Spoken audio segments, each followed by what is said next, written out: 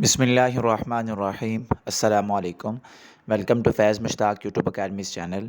Respected viewers, irrigation department में canal patwari की jobs को लेकर आपके जितने भी सवालात हैं डिप्लोमा से मुतालिक, क्वालिफ़िकेशन से मुतालिक और इसमें जो टाइपिंग वगैरह है उसके मुतालिक तमाम सवालात के जवाबात पंजाब पब्लिक सर्विस कमीशन ने ख़ुद ऑफ़िशियली अपनी वेबसाइट के ऊपर एक क्लैरिफ़िकेशन की सूरत में, एक नोटिफ़िकेशन की सूरत में जारी कर दिए हैं। और अब इन तमाम चीज़ों में किसी किस्म का कोई अबहाम भी बाकी नहीं रहा कि कैनाल पटवारी की जॉब के लिए कौन अप्लाई कर सकता है और कौन अप्लाई नहीं कर सकता। मैं भी आपको एक दफ़ा मज़ीद बता देता हूँ कि पीपीएससी की तरफ से जो गाइडेंस प्रोवाइड की गई है कैनाल पटवारी की जॉब्स के लिए, वो उनमें क्या-क्या पॉइंट्स रखे गए हैं और उसके अंदर आप में से कौन से लोग अप्लाई कर सकते हैं और कौन से लोग अप्लाई नहीं कर सकते। तो आपने वीडियो को ध्यान से देखना है, तवज्जो से देखना है, ताकि इस मुतालिक आपका कोई अबहाम बाकी ना रहे। और जो कमेंट सेक्शन के अंदर आप लोग जनरल किस्म के क्वेश्चंस कर रहे हैं कि डिप्लोमा की क्या नौयत होनी चाहिए, क्वालिफ़िकेशन की क्या नौयत होनी चाहिए, ऐसी तमाम चीज़ें जो आप लोग जनरली पूछ रहे हैं वो तमाम चीज़ें इस वीडियो में आपको आंसर कर दी जाएंगी। सबसे पहले क्वालिफ़िकेशन है, तो क्वालिफ़िकेशन में बहुत वाज़ेह अंदाज़ में लिखा गया है कि इंटरमीडिएट ऑफ कंप्यूटर साइंस, जिसका मतलब है आईसीएस और या हायर सेकेंडरी स्कूल सर्टिफिकेट। यानी आपने चाहे एफ़ए किया है किसी भी सब्जेक्ट में, या आपने एफएससी प्री मेडिकल की है, या आपने एफएससी प्री इंजीनियरिंग की है, या आपके पास इंटरमीडिएट यानी आईसीएस की डिग्री है, या आगे लिखा हुआ है कि कोई भी इक्विवेलेंट डिग्री। अब इक्विवेलेंट डिग्री से मुराद क्या है कि या आप आईकॉम कर चुके हैं, या आपने डिप्लोमा कर रखा है, एसोसिएट डीएई जिसे कहते हैं, वो भी इक्वल टू एफएससी होता है। तो कोई भी वो डिग्री जो मैट्रिक के बाद आपने की है 2 साल की या 3 साल की, और वो मसावी होती है एफ़ए के, वो तमाम डिग्री वाले लोग इस जॉब पर अप्लाई करने के लिए एलिजिबल हैं, प्रोवाइडेड दैट कि उनके पास एफ़ए या अपनी उस डिग्री के साथ साथ 3 मंथ का डिप्लोमा होना चाहिए एमएस ऑफ़िस के अंदर, और वो किसी ऐसे इंस्टीट्यूशन से होना चाहिए जिसको गवर्नमेंट रिकॉग्नाइज्ड करती हो। बहुत वाज़ेह बात ये मैं बता रहा हूँ।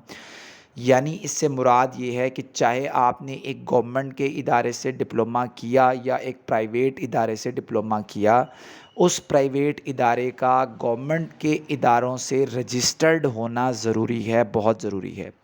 और दूसरी बात ये है कि डिप्लोमा जारी होने के, यानी कि जो आप डिप्लोमा का सर्टिफिकेट लें उसके ऊपर एक आपको रिज़ल्ट डेट आप कह लें या इशू डेट आप कह लें, वो होगी। वो इशू डेट आपकी जो क्लोजिंग डेट है एडवर्टाइजमेंट की, उससे पहले की होनी चाहिए। तो बहुत सारे इदारे और बहुत सारे जो लोग हैं वो अब आजकल धड़ाधड़ मार्केट में डिप्लोमे बनेंगे, तो वो ज़रा इस चीज़ का ख्याल करें। वैसे ये चीज़ तो डिस्करेजिंग ही है, लेकिन फिर भी अगर आप करना चाहते हैं, बनवाना चाहते हैं कहीं से डिप्लोमा, तो आप इस चीज़ का ख्याल करें कि वो आपका जो एडवर्टाइजमेंट की डेट है, लास्ट डेट है, उससे पहले का होना चाहिए, ताकि अगर वो पहले का नहीं होगा तो कमीशन उसे रिजेक्ट कर देगा। स्पीड ऑफ 40 वर्ड्स पर मिनट ऑफ टाइपिंग, 40 अल्फाज आपने 1 मिनट के अंदर लिखने हैं इंग्लिश के अंदर, और वो कहाँ लिखने हैं, कंप्यूटर में लिखने हैं। और आपको एमएस ऑफिस आना चाहिए। एमएस ऑफिस में बेसिकली 2 चीज़ें ज़्यादा इंपॉर्टेंट होती हैं, एमएस वर्ड और एमएस एक्सेल। ऑफिस में पावर पॉइंट बहुत कम यूज़ होता है, लेकिन ज़्यादातर ऑफिस के अंदर एक्सेल यूज़ होता है, तो आपको एक्सेल के ऊपर एक्सपर्टीज़ होनी चाहिए। वर्ड तो तकरीबन सब ही यूज़ कर लेते हैं। एज लिमिट भी आपको बता दी गई, 33 ईयर्स मेल के लिए, 36 ईयर्स फीमेल के लिए, 43 ईयर्स जो हैं वो स्पेशल पर्सनस हैं। 31 जुलाई इसकी लास्ट डेट है, आज 21 जुलाई हो गई है गालिबन, तो अभी आपके पास 10 दिन इसके मौजूद हैं।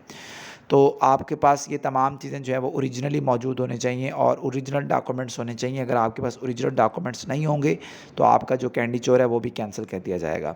3 मंथ डिप्लोमा होना चाहिए कंप्यूटर के अंदर, जो कि गवर्नमेंट के किसी भी इंस्टीट्यूट से रिकॉग्नाइज्ड होना चाहिए। यहाँ एक नोट लिखा हुआ है कि रजिस्ट्रेशन प्रूफ भी आपको देना पड़ेगा उस प्राइवेट इंस्टीट्यूट का जहाँ से आपने डिप्लोमा लिया है, कि आया वो रिकॉग्नाइज्ड है गवर्नमेंट की अथॉरिटी से या टेवटा से या नहीं है, टेक्निकल बोर्ड से, टेवटा से या गवर्नमेंट की किसी अथॉरिटी से रिकॉग्नाइज्ड है या नहीं है। तो इसलिए आप ज़रा ख्याल करें, आजकल मौसमी काफ़ी सारे मेंढक मार्केट में हैं, तो उनसे ज़रा बचने की कोशिश करें। और काबिल एतमाद जगह से जाके अपना काम अगर करवाना चाहते हैं तो काम करवाएं।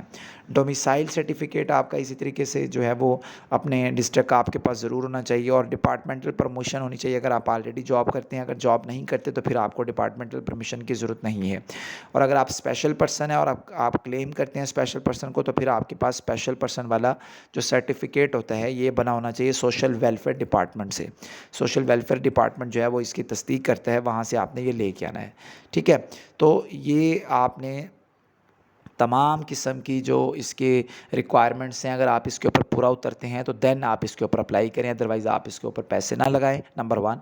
एंड नंबर 2 के कुछ स्टूडेंट्स ये कह रहे थे कि हमने BSIT किया हुआ है या MSc IT किया है या कंप्यूटर साइंस किया है, तो क्या हम इस जॉब के लिए अप्लाई कर सकते हैं? जी, आप भी अप्लाई कर सकते हैं अगर आपके पास कंप्यूटर का डिप्लोमा है, और अगर आपकी स्पीड 40 वर्ड पर मिनट इंग्लिश के अंदर है, और अगर आपको MS ऑफिस आता है, तो आप यकीनन इसमें अप्लाई कर सकते हैं। तो अब मेरा ख़्याल से इसमें किसी किस्म का कोई अभाम बाकी नहीं बचा। तमाम चीज़ें बड़ी क्लैरिटी से PPSC ने ख़ुद ही बता दी हैं और हर एक चीज़ एक्सप्लेन कर दी है। तो आप लोग अब इसमें इन सारी चीज़ों का ख्याल करके अप्लाई करें, मेहनत करें, और इंशाल्लाह अल्लाह ताला आपको कामयाबी से नवाजेगा। अल्लाह हाफ़िज़।